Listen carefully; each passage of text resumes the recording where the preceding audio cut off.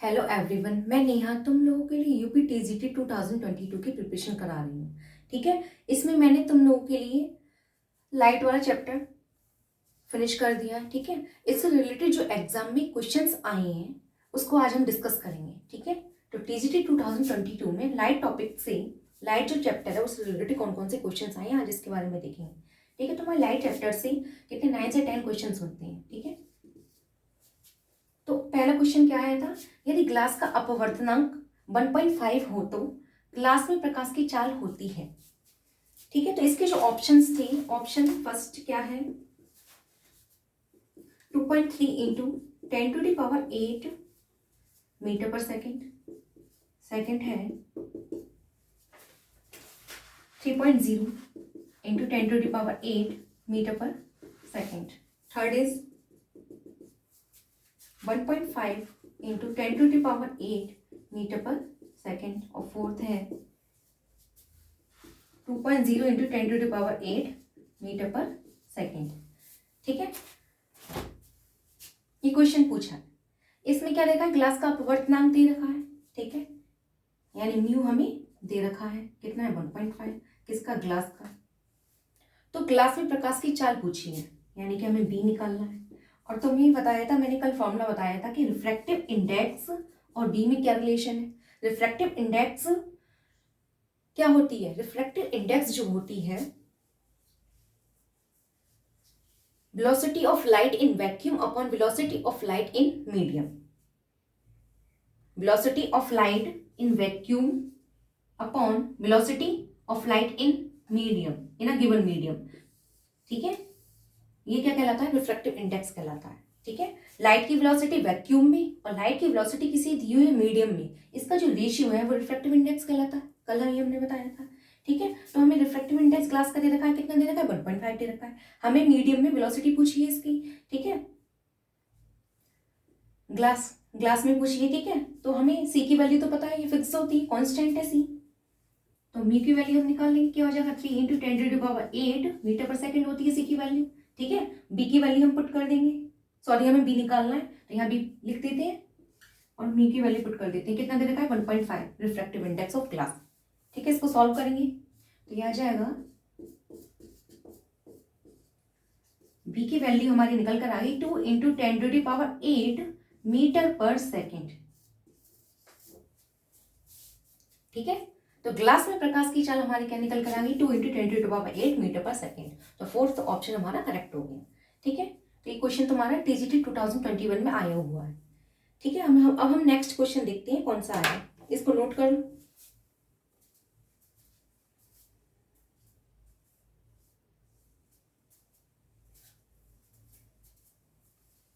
Second question हम देखते हैं।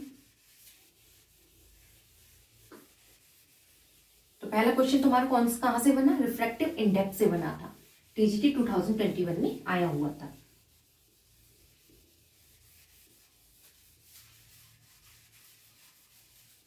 रिफ्रैक्टिव इंडेक्स से तुम्हारे 2 से 3 क्वेश्चन या 3 से 4 क्वेश्चन बन सकते हैं, बहुत इंपॉर्टेंट है रिफ्रैक्टिव इंडेक्स वाला टॉपिक। ठीक है,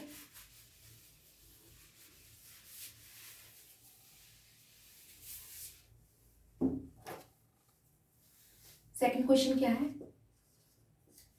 सेकंड क्वेश्चन ये आया है, किसके लिए, लिख देती हूं मैं, निम्नलिखित में से किस एक के लिए, किस एक के लिए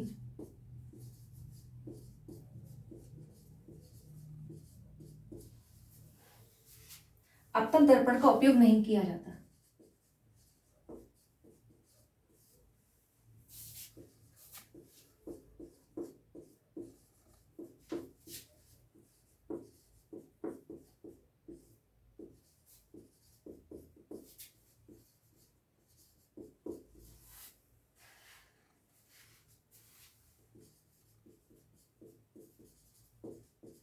ऑप्शंस तुम्हारे दे रखे हैं। फर्स्ट ऑप्शन क्या है, सेविंग ग्लास।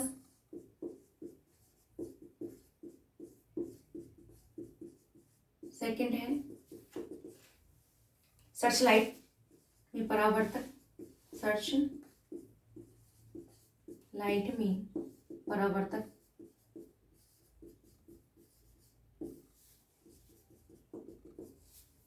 नेक्स्ट है कान के आंतरिक भागों की परीक्षा।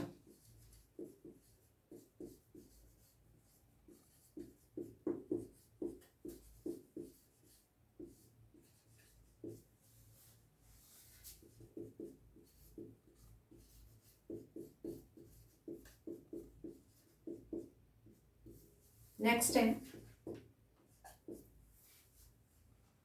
कारों में रियर दृश्य दर्पण। कारों में रियर दृश्य दर्पण।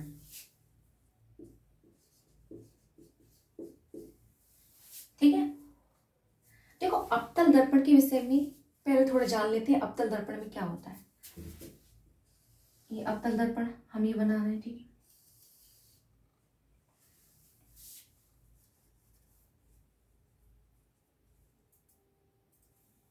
ठीक है, यहाँ पर ये इसकी मेन प्रिंसिपल एक्सिस है। ठीक है, ये क्या है, प्रिंसिपल एक्सिस।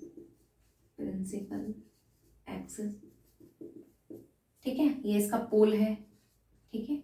इसका एपर्चर है M1 एंड M2, ठीक है। तो देखो इसके जो प्रिंसिपल एक्सिस है उसके पैरेलल में हमने लाइट रे को इंसिडेंट करा। लाइट रे को जैसे हम इंसिडेंट करते हैं तो ये क्या होती हैं, जो फोकस है, ठीक है, ये रिफ्लेक्ट होंगी। यहाँ से क्या होंगी, ये रिफ्लेक्ट होंगी, रिफ्लेक्ट होती है, ठीक है। रिफ्लेक्ट होकर कहाँ आएंगे भाई, ये एक फोकस पर मिलेंगी, ठीक है। एक फोकस पर जाकर मिलेंगे, तो ये हमारा क्या कहलाता है, फोकस F, ठीक है। ये अवतल दर्पण में होता है। तो यहाँ से यहाँ तक की जो दूरी होती है F और P, ये क्या कहलाती है, फोकस दूरी, यानी फोकल लेंथ, ठीक है। ये अवतल दर्पण है। तो अवतल दर्पण हमारा क्या करता है, ये इमेज को बड़ी करके दिखाता है ना। अवतल दर्पण का काम क्या है, इमेज को बड़ी करके दिखाता है। तो देखो ये पूछा है इसमें निम्नलिखित में से किस एक के लिए अवतल दर्पण का उपयोग नहीं करते हैं। तो अवतल दर्पण का उपयोग भाई सेविंग ग्लास में होगा। क्यों होगा, क्योंकि ये इमेज को बड़ी करके दिखाता है। सेविंग में हमें क्या चाहिए, इमेज बड़ी करके चाहिए, ठीक है। तो इसमें यूज होगा। सर्च लाइट में परावर्तक, सर्च लाइट में भी ये चाहिए। क्यों, क्योंकि वो इमेज को बड़ी करके दिखा रहा है, ठीक है। कान के आंतरिक भागों की परीक्षा, ठीक है। जो ईयर है उसकी जो इंटरनल स्ट्रक्चर है उसका हमें टेस्ट करना है, तभी हम इसका यूज करेंगे। क्यों, वहां पर भी इमेज को ये बड़ा करके दिखाएगा, ठीक है। अब बचा क्या, कारों में रियर दृश्य दर्पण। जो कार लगी होती है अंदर जो शीशा लगा होता है, ठीक है। एक साइड में शीशा लगा होता है, मिरर लगे होते हैं, ठीक है। और एक होता है अंदर जो लगा होता है। तो उनमें हम किसका यूज करते हैं, उत्तल दर्पण का यूज करते हैं, ना कि अवतल दर्पण का। उत्तल दर्पण में क्या होता है, उत्तल दर्पण में जो इमेज जो बनती है उसको छोटी करके दिखाता है, ठीक है। तो पीछे का दृश्य देखने के लिए रियर दृश्य दर्पण का यूज करते हैं कारों में, ठीक है। और जिसमें उत्तल दर्पण का यूज होता है। और जो साइड मिरर होते हैं कारों में, उसमें भी क्या होता है, उत्तल दर्पण का यूज होता है। तो अवतल दर्पण का उपयोग नहीं किया जाता, किसमें नहीं होता, इसमें। तो फोर्थ ऑप्शन तुम्हारा करेक्ट हो जाएगा, ठीक है। तो इन सब में यूज होता है और किसमें यूज नहीं होता है, कारों में रियर दृश्य दर्पण, इसमें यूज नहीं होता है। इसमें किसका यूज करते हैं, उत्तल दर्पण का यूज करते हैं, ठीक है। तो ये क्वेश्चन तुम्हारा कंप्लीट हो गया। टीजीटी 2021 में आया हुआ है, ठीक है। इसको नोट करो।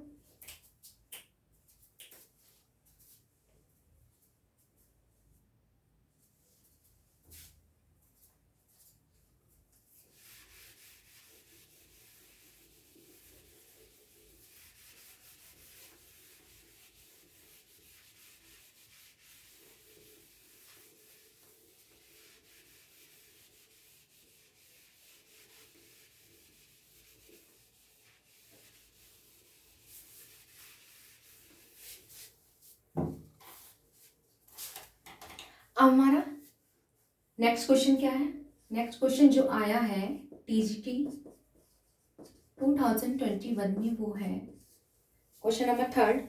समानांतर किरणों को एक बिंदु पर केंद्रित करने के लिए सबसे उपयुक्त कौन सा दर्पण होता है।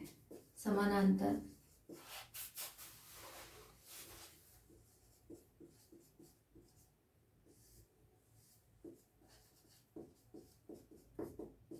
किरणों को एक बिंदु पर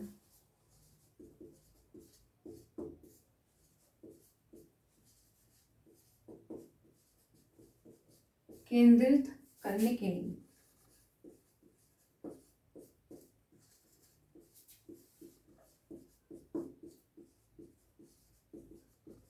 सबसे उपयुक्त दर्पण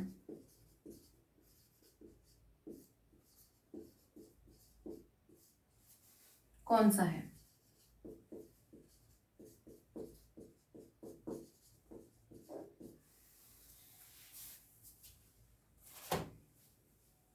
सबसे पहले है उत्तल गोली, ऑप्शन उत्तल गोली। सेकंड इज अवतल गोली। थर्ड है अति परवलय।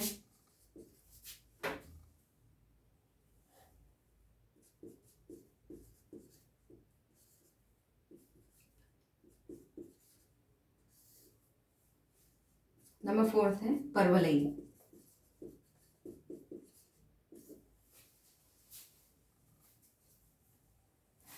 क्या है? समानांतर किरणों को एक बिंदु पर केंद्रित करने के लिए सबसे उपयुक्त दर्पण कौन सा होता है? ठीक है, अभी हमने बताया था अवतल दर्पण में। अवतल दर्पण में क्या हो रहा था? ये अवतल दर्पण का डायग्राम बना लेते हैं।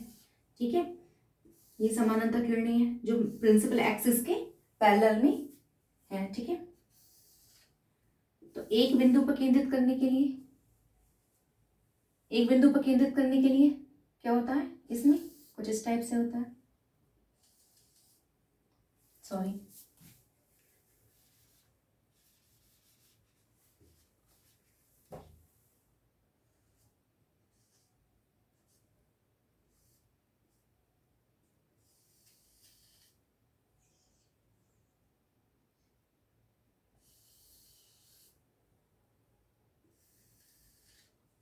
ये फोकस होता है। ठीक है, तो समानांतर किरणों को एक बिंदु पर केंद्रित करने के सबसे उपयुक्त दर्पण कौन सा होता है? तो अवतल दर्पण में भी क्या होता है? जो पैरेलल रेज होती हैं वो एक बिंदु पर क्या हो जाती हैं? फोकस्ड हो जाती हैं, है ना, केंद्रित हो जाती हैं। ठीक है, फोकस हो जाती है, केंद्रित हो जाती हैं।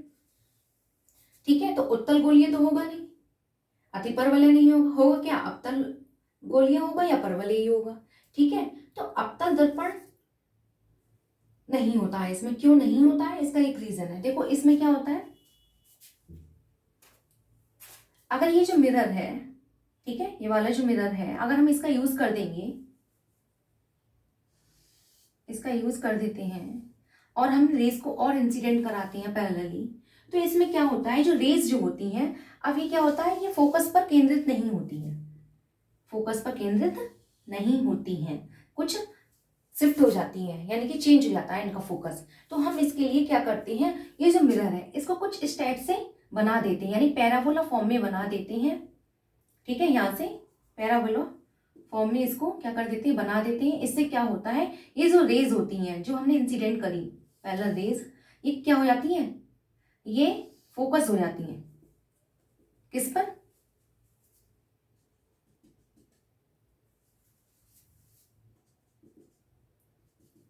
जो पॉइंट है। ठीक है, एक ही बिंदु पर फोकस हो जाती है। ये रेज को हमने इंसिडेंट करा, ठीक है, इसी पॉइंट बिंदु पर क्या हो जाएंगी? फोकस हो जाएंगी। ठीक है, तो समानांतर किरणों को एक बिंदु पर केंद्रित करने की सबसे उपयुक्त अगर बात करा जाए तो दर्पण कौन सा है? परवलयी है। ठीक है, परवलयी है, ये ध्यान रखना।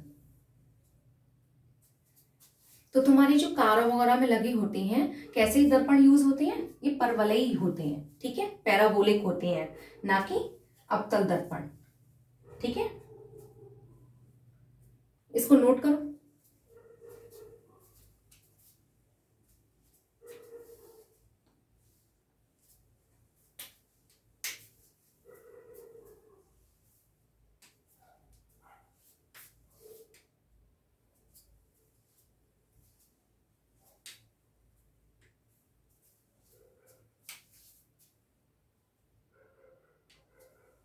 ठीक है, तो तुम्हारे कार वगैरह में जो लगे होते हैं परवलयी दर्पण लगे होते हैं।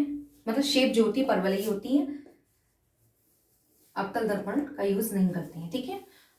अगर हम अवतल दर्पण का यूज करेंगे तो जो इमेज है, अभी दो फोकस हो गए, दो फोकस हो गए, तो हमें जो इमेज दिखाई देगी वो कैसी दिखेगी, धुंधली टाइप की दिखेगी, ज्यादा क्लियर नहीं दिखेगी। फोकस एक है तो हमें इमेज कैसी मिलेगी, क्लियर दिखेगी, ठीक है।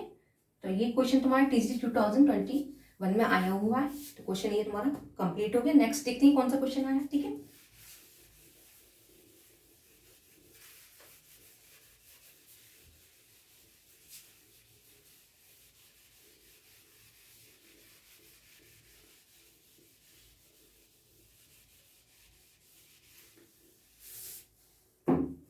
Question number 4।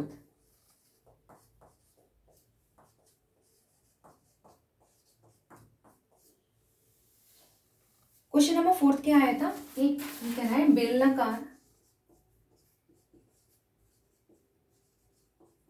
बेलनाकार यानी सिलिंड्रिकल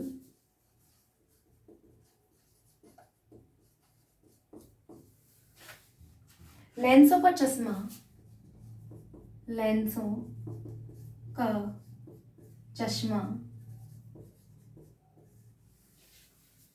कौन सी दृष्टिदोष का निदान करता है।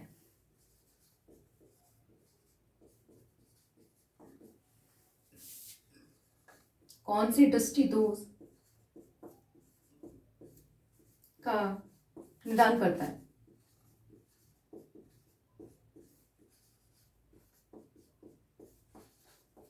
कहने का मतलब है सिलिंड्रिकल जो लेंस है, लेंसों में सिलिंड्रिकल लेंस हम यूज करते हैं तो किस डिफेक्ट में यूज हम करते हैं, ठीक है।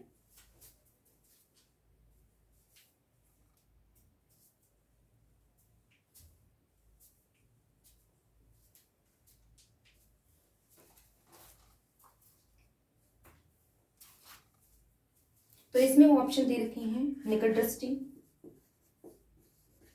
निकट दृष्टि सेकंड है,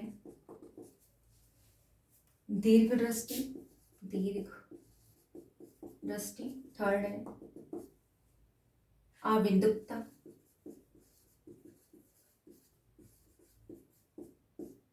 जिसको इंग्लिश में बोलते हैं एस्टिग्मेटिज्म, एस्टिग्मेटिज्म।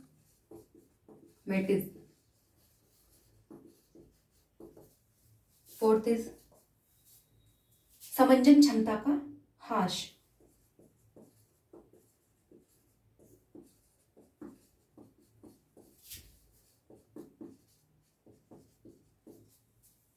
ठीक है। तो सिलिंड्रिकल लेंसों का जो चश्मा होता है, ठीक है, एक ऐसा चश्मा जिसमें सिलिंड्रिकल लेंस का हम यूज करते हैं, तो जो कौन सा आई का जो डिफेक्ट है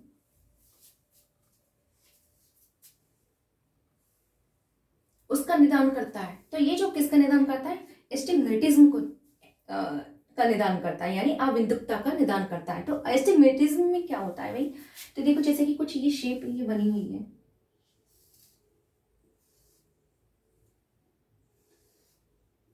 कुछ इस टाइप की जो शेप होती है, ये वर्टिकल लाइंस है, ठीक है, ये हॉरिजॉन्टल लाइंस है। तो एस्टिग्मेटिज्म में जो पर्सन होता है उसको तो कुछ इस टाइप, ये जो इमेज है ये ऐसे ना दिखाई दे करके कुछ इस टाइप से दिखती है,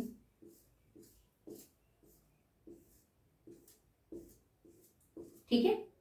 यानी कि जो जिसको ये डिफेक्ट होता है, यानी जिसको एस्टिग्मेटिज्म होता है या अविंदुकता होता है, वो हॉरिजॉन्टल और वर्टिकल लाइन में डिफरेंस नहीं कर पाता, ठीक है। उसको इमेज कुछ इस टाइप से दिखाई देती है, उसको तिरछा दिखना पड़ता है तब क्लियर दिखाई देती है।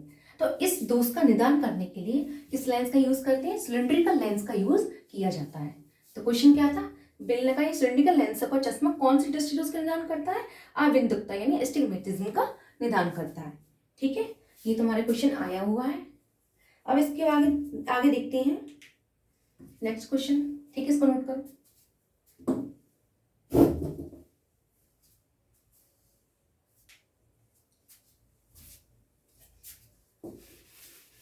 अब देखते हैं क्वेश्चन नंबर 5।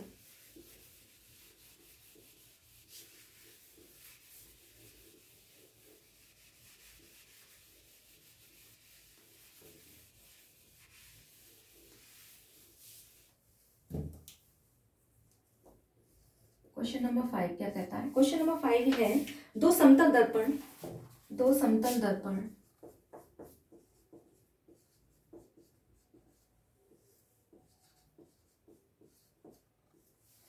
ठीक है, दो प्लेन मिरर है, एक दूसरे से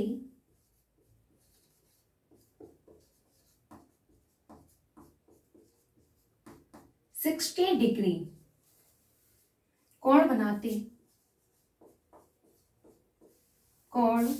बनाते रखे हैं।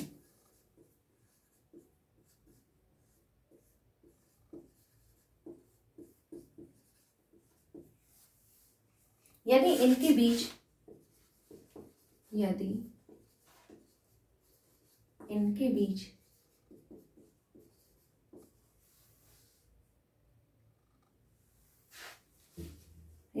बीच एक बिंब रखा हो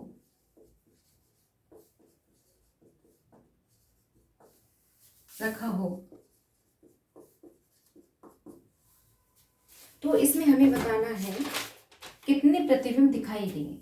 तो कितने प्रतिबिंब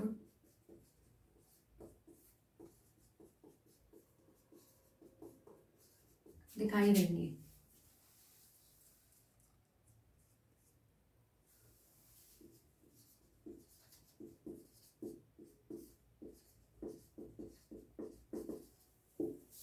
इसमें ऑप्शन दे रखे हैं 2, 3, 5 इंफिनिटी, 2, 3, 5 इंफिनिटी। ठीक है, इसको सॉल्व करते हैं।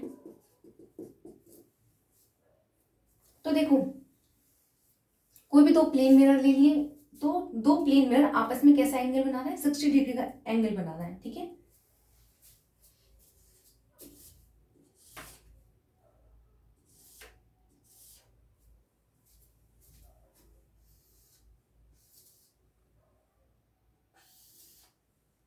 एक प्लेन मिरर हमने ये ले लिया M1 है और एक है M2, आपस में कौन सा एंगल बना रहा है? 60 डिग्री का एंगल बना रहा है। ठीक है,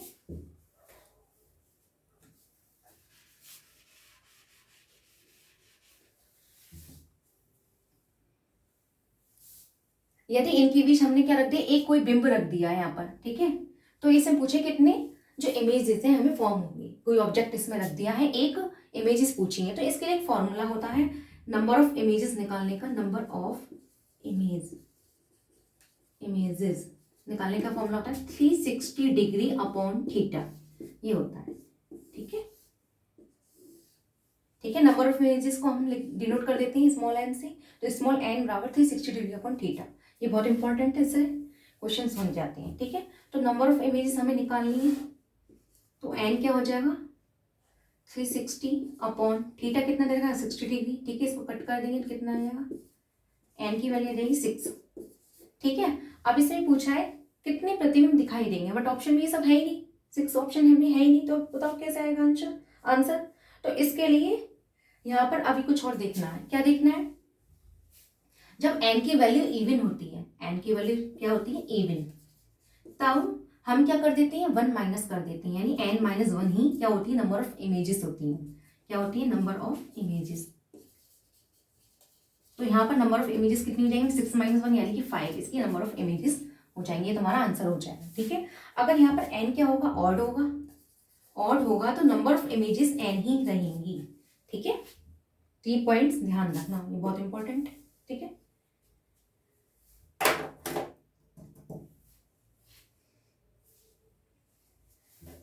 और इसमें एक पॉइंट और बताती हूँ, जब भी तुम्हें नंबर ऑफ इमेजेस दे रखी हूँ, थीटा एंगल निकालना हो, तो तुम कौन सा फॉर्मूला यूज करोगे? n बराबर 360 अपॉन थीटा -1। ठीक है, ये फॉर्मूला यूज करोगे। ठीक है,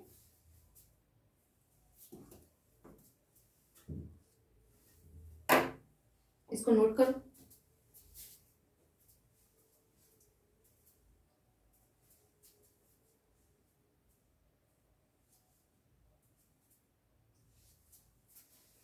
ठीक है, अब इसके आगे नेक्स्ट क्वेश्चन देखते हैं कौन सा है।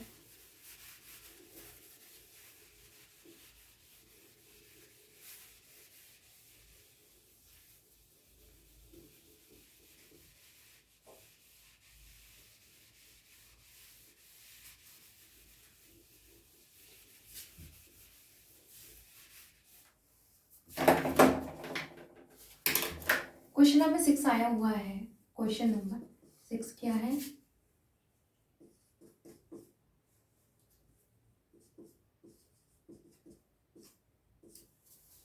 क्वेश्चन नंबर 6 दे रखा है, जल का अपवर्तनांक दे रखा है।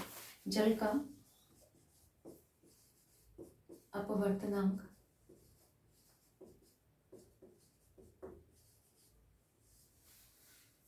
कितना दे रखा है? ग्लास का दे रखा है, वाटर का दे रखा है, एयर के रेस्पेक्ट में कितना दे रखा है? ये दे रखा है 4/3। ठीक है। एंड कांच का दे रखा है, किसका?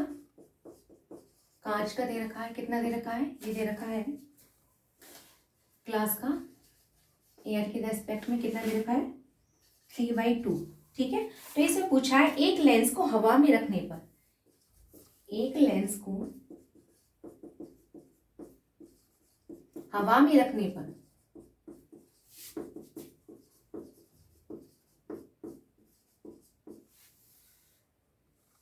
उसकी फोकल दूरी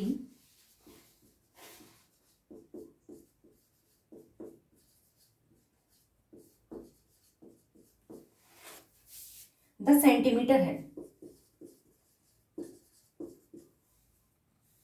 यदि उसे जल में डुबो दिया जाए, यदि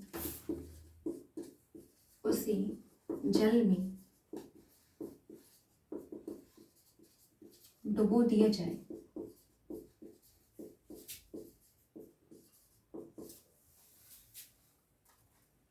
तो फोकल दूरी कितनी होगी? तो फोकल दूरी कितनी होगी?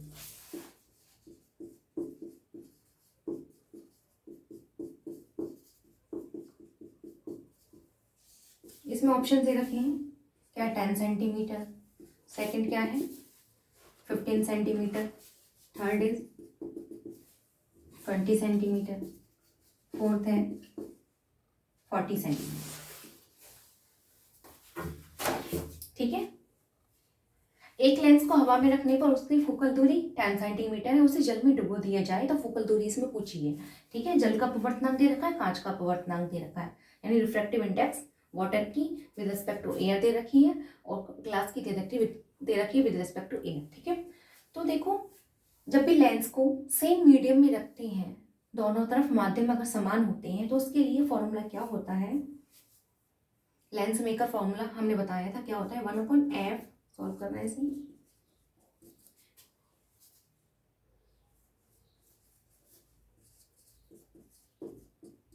क्या होता है? 1/f बराबर n-1 1/r1 - 1/r2। ठीक है, ये फॉर्मूला होता है। अब देखो, इस एक लेंस को हमने कहाँ रखा? हवा में रखा है। हवा में रखा है तो इसके लिए फोकल लेंथ हमें दे रखी है 1/10। ठीक है।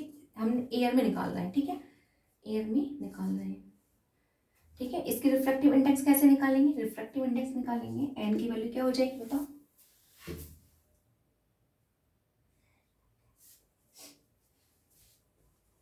हम किसके निकाल रहे हैं? ग्लास की रिफ्रैक्टिव इंडेक्स निकाल रहे हैं, किसके रेस्पेक्ट में? एयर की रेस्पेक्ट में। ठीक है।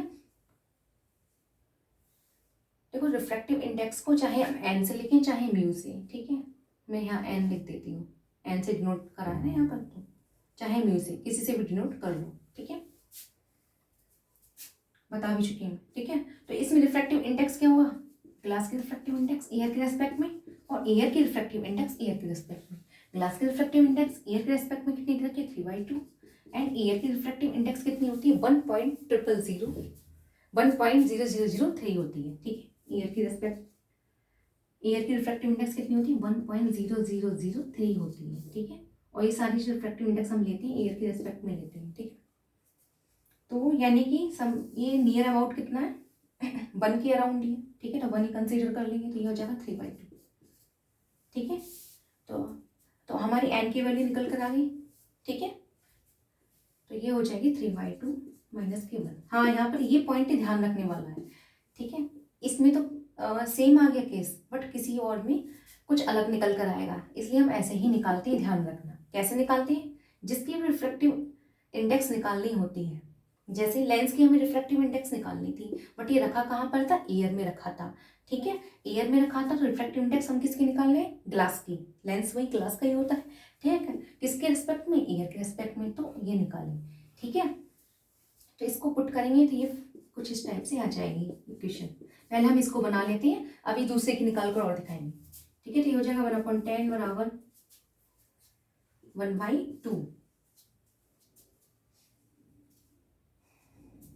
ठीक है, ये हो जाएगा 1/R1 minus 1/R2, equation number first. अब हम रिफ्रैक्टिव इंडेक्स किसकी निकाल लेते हैं, अब हम निकाल लेते हैं रिफ्रैक्टिव इंडेक्स लेंस की, किसके रेस्पेक्ट में, वाटर के रेस्पेक्ट में। ठीक है, लेंस की रिफ्रैक्टिव इंडेक्स निकालेंगे, जो ग्लास का बना हुआ होगा वाटर के रेस्पेक्ट में। ठीक है, ये बहुत इंपॉर्टेंट पॉइंट है, ध्यान रखना। ठीक है, जब हम कब निकाल लेते हैं, एयर के रेस्पेक्ट में, तो ये निकल कर आ गया। वाटर के रेस्पेक्ट में निकालेंगे, चेंजेस आ जाएंगे। ठीक है, क्या चेंजेस आएंगे, देखो ये हो जाएगा रिफ्रैक्टिव इंडेक्स ग्लास की एयर के रेस्पेक्ट में, या रिफ्रैक्टिव इंडेक्स आ जाएगी किसकी, वाटर की आ जाएगी एयर के रेस्पेक्ट में। ठीक है, फॉर्मूला तो बताया है मैंने, जिसका निकालना होता है उसको ऊपर लिखते हैं, जिसके रेस्पेक्ट में हम निकालते हैं उसको नीचे लिखते हैं। ठीक है, और सारी चीजें किसके रेस्पेक्ट में निकालते हैं, एयर के रेस्पेक्ट में। तो ग्लास के रिफ्रैक्टिव इंडेक्स में एयर के रेस्पेक्ट में कितनी दे रखी है, 3/2, एंड वाटर की रिफ्रैक्टिव इंडेक्स एयर के रेस्पेक्ट में 4/3। इसको सॉल्व करेंगे तो ये आ जाएगा 9/8। ठीक है, 9/8 आ गया। ठीक है, इसको मैं ऊपर रफ कर देती हूँ।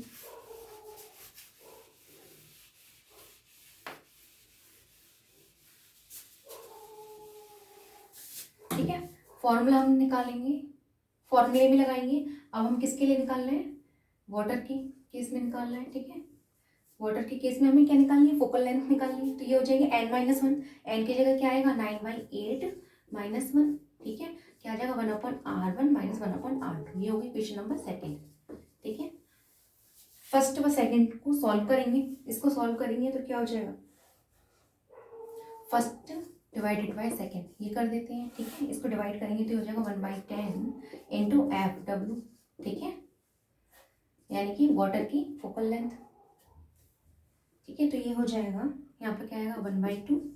ठीक है, ये कितना आएगा, 1/8 आएगा, 1/8 आएगा, तो यानी कि 8 हो जाएगा। ठीक है, ये कैंसिल हो जाएंगे, ये क्योंकि ये सेम है, 1/R1 minus 1/R2 upon 1/R1 minus 1/R2, same same में कैंसिल हो जाएंगे। तो ये फॉर्म आ गई। ठीक है, ये फॉर्म निकल कर आ गई, ये आ जाएगा 2 चौक 8, 4 आ गए। ठीक है, तो हमारी फोकल लेंथ आ जाएगी वाटर में, कितनी आ जाएगी, लेंस की फोकल लेंथ वाटर में कितनी आ जाएगी, 40 सेंटीमीटर।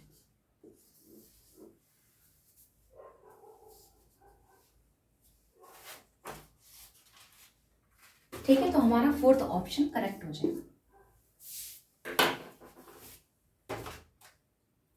इसको नोट करो। अब नेक्स्ट क्वेश्चन देखते हैं कौन सा आया।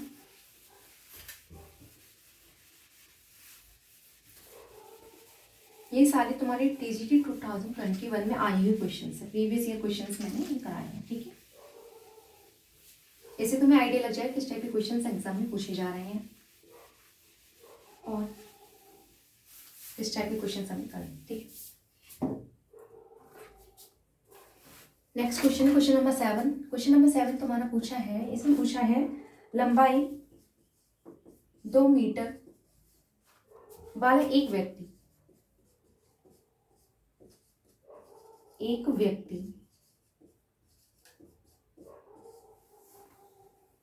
समतल दर्पण के सम्मुख खड़ा है, समतल दर्पण के सम्मुख खड़ा है।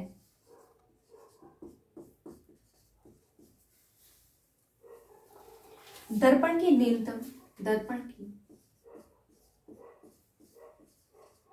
न्यूनतम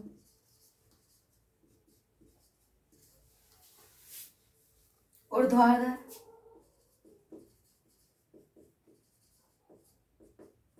ऊंचाई कितनी होनी चाहिए,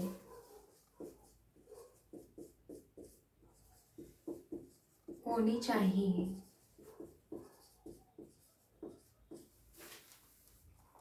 कि वह अपना पूर्ण प्रतिबिंब देख सके, कि वह अपना पूर्ण प्रतिबिंब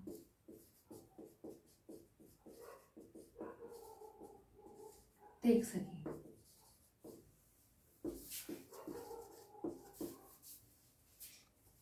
तो इसमें ऑप्शंस आ जाएंगे। फर्स्ट ऑप्शन क्या है, 2 metre, second 1 metre, third 0.5 metre, fourth is 0.25 metre.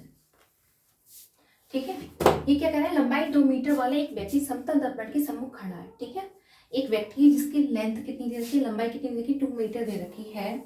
ठीक है, तो दर्पण की न्यूनतम ऊर्ध्वाधर ऊंचाई कितनी होनी चाहिए कि वह अपना पूर्ण प्रतिबिंब देख सके। तो समतल दर्पण के केस में वही क्या होता है, कोई भी ऑब्जेक्ट रखा हुआ होता है। ठीक है, तो ऑब्जेक्ट की फुल इमेज देखने के लिए तो दर्पण की जो हाइट है कितनी होनी चाहिए, हाफ होनी चाहिए, आधी होनी चाहिए। ठीक है, आधी होनी चाहिए। तो दर्पण की न्यूनतम ऊर्ध्वाधर ऊंचाई कितनी होनी चाहिए कि अपना पूर्ण प्रतिबिंब देख सके। तो कितनी होनी चाहिए, 2 मीटर का आदमी दे रखा है, व्यक्ति दे रखा है। ठीक है, तो कितना होना चाहिए, 1 मीटर। तो 1 मीटर तुम्हारा करेक्ट आंसर हो जाएगा, B is the right answer.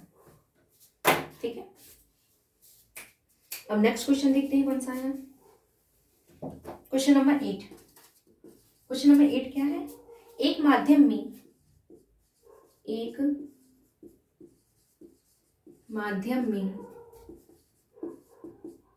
वेग b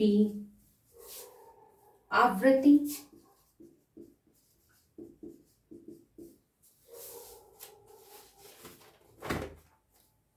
न्यू तरंगदैर्ध्य है लैम्डा।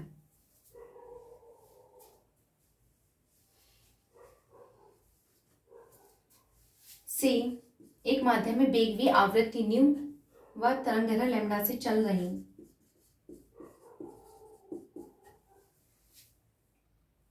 प्रकाश तरंग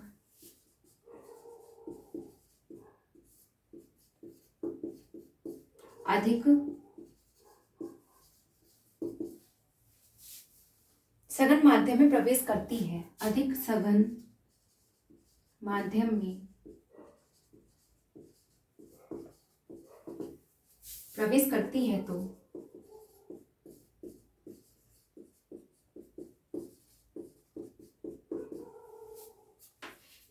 क्या होता है। ऑप्शंस इसमें दे रखे हैं, बी घटेगा, न्यू नो चेंज यानी अपरिवर्तित,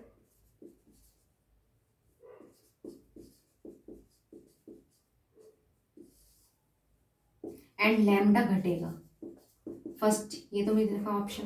सेकंड क्या दे रखा है, सेकंड दे रखा है बी व nu no change, V and nu वे क्या है, अपरिवर्तित। ठीक है, एंड लैम्डा वे क्या है, घटेगा। थर्ड क्या दे रखा है, थर्ड तुम्हारा दे रखा है, थर्ड दे रखा है बी घटेगा, बी घटेगा, न्यू एंड लैम्डा क्या होगा, नो चेंज अपरिवर्तित। ठीक है, फोर्थ तुम्हारा दे रखा है, फोर्थ दे रखा है वी न्यू एंड लैम्डा ये सभी क्या होंगे, नो चेंज यानी अपरिवर्तित। ठीक है, तो इसमें देखो क्वेश्चन तुम्हारा क्या दे रखा है, ये क्वेश्चन दे रखा है एक माध्यम में वेग बी फ्रीक्वेंसी न्यू व वेवलेंथ लैम्डा से चल रही प्रकाश तरंग अधिक सघन माध्यम में प्रवेश करती है तो क्या होता है। तो मैंने कल फॉर्मूला बताया था रिफ्रैक्टिव इंडेक्स का। क्या होता है, रिफ्रैक्टिव इंडेक्स किस पर डिपेंड करता है, इज डायरेक्टली प्रोपोर्शनल टू 1/लैम्डा। सही है, लैम्डा बी बराबर एन लैम्डा तो B directly proportional to lambda. ठीक है, यानी refractive index inversely proportional to B. ठीक है, इस पर डिपेंड करता है, बट रिफ्रैक्टिव इंडेक्स वही किस पर डिपेंड नहीं करता, फ्रीक्वेंसी पर डिपेंड नहीं करता है। ठीक है, फ्रीक्वेंसी पर डिपेंड नहीं करता, ये बताया था, ये बहुत इंपॉर्टेंट पॉइंट है। ठीक है, तो ये पूछ रहा है एक माध्यम में वेग v आवृत्ति न्यू वेवलेंथ लैम्डा से चल रही प्रकाश तरंग अधिक सघन माध्यम में प्रवेश करती है तो क्या होता है। अधिक टेंशन मीडियम में जाएगी, यानी रिफ्रैक्टिव इंडेक्स इसकी क्या हुई, ज़्यादा हो गई। ये ज़्यादा हो गई तो लैम्डा क्या होगा, घटेगा। लैम्डा घटेगा, बी घटेगा। ठीक है, लैम्डा घटेगा, बी घटेगा, और फ्रिक्वेंसी में नो चेंज, तो फर्स्ट ऑप्शन तुम्हारा करेक्ट हो जाएगा। ठीक है, तो ये क्वेश्चन नंबर 8 तुम्हारा कंप्लीट हो गया। अब नेक्स्ट देखते हैं कौन सा आया है। ठीक है, इसको नोट कर लो।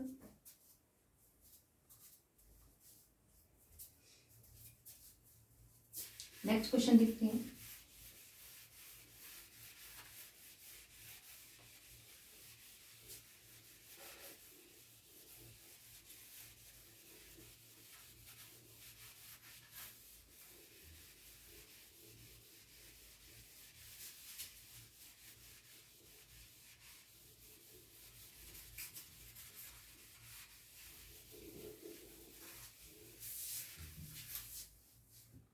Next question, question number 9। Question number 9 क्या है, ये है अपवर्तनांक रिफ्रैक्टिव इंडेक्स दे रखा है कितना, 4/3। ठीक है, कि एक प्रिज्म का, कि एक प्रिज्म का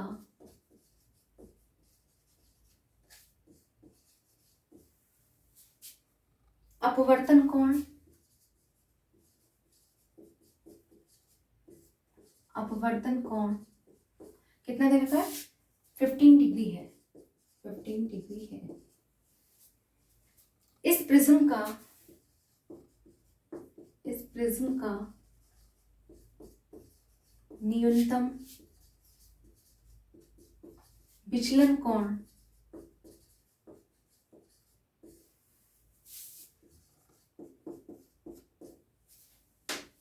क्या होगा।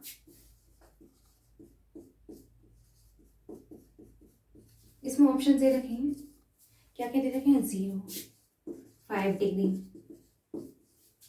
Third is 7.5 degree, fourth is 15 degree. सही है, तो इसको तुम्हें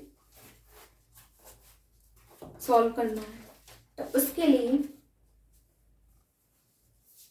इसमें क्या पूछा है, इसमें देखो रिफ्रैक्टिव इंडेक्स दे रखी है, रिफ्रैक्टिव इंडेक्स के एक प्रिज्म का अपवर्तन कोण दे रखा है।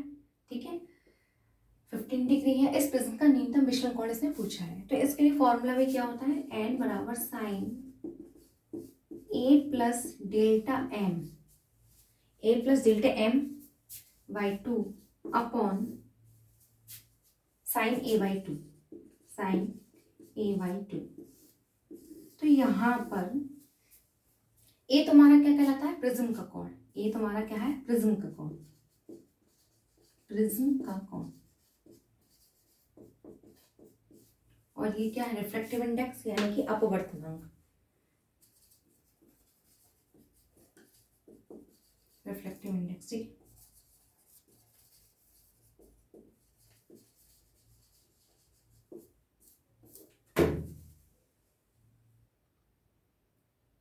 सही है। और यहाँ पर क्या है, डेल्टा एम क्या है, न्यूनतम विचलन कोण, न्यूनतम विचलन कोण।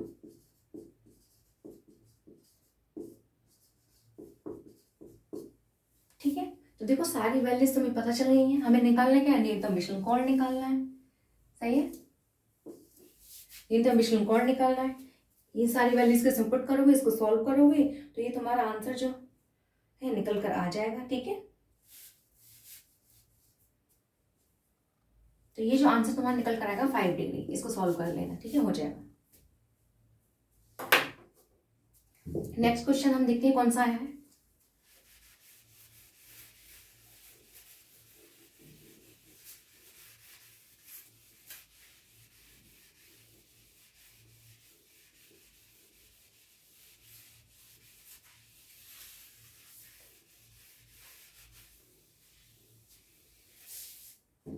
क्वेश्चन नंबर 10, क्वेश्चन नंबर 10 क्या कहता है, प्रकाश का कौन सा गुण दर्शाता है कि वह अनुप्रस्थ तरंग है। प्रकाश का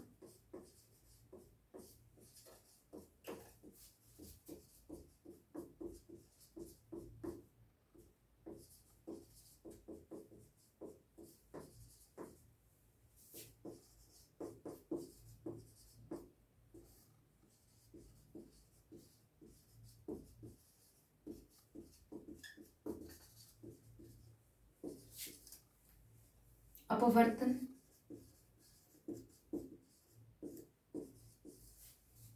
विवर्तन, व्यतिकरण,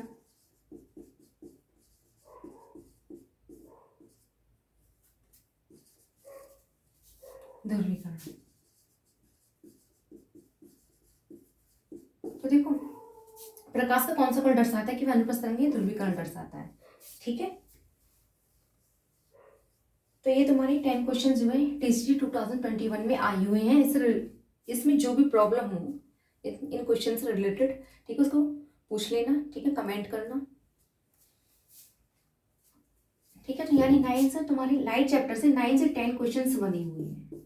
कितने क्वेश्चंस? 9 से 10 क्वेश्चंस आए हुए हैं। ठीक है, 10 क्वेश्चंस हमारे इसमें आए हुए हैं। ठीक है, 10 क्वेश्चंस हैं लाइट चैप्टर से रिलेटेड।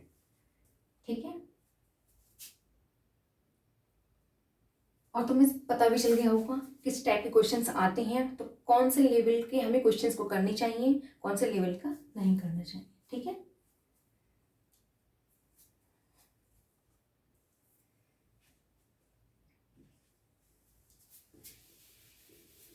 आज बस इतना ही। ठीक है, और ये तुम्हारे लिए हेल्पफुल है तो लाइक करो, शेयर करो, सब्सक्राइब करो। ठीक है, लाइक, शेयर एंड सब्सक्राइब।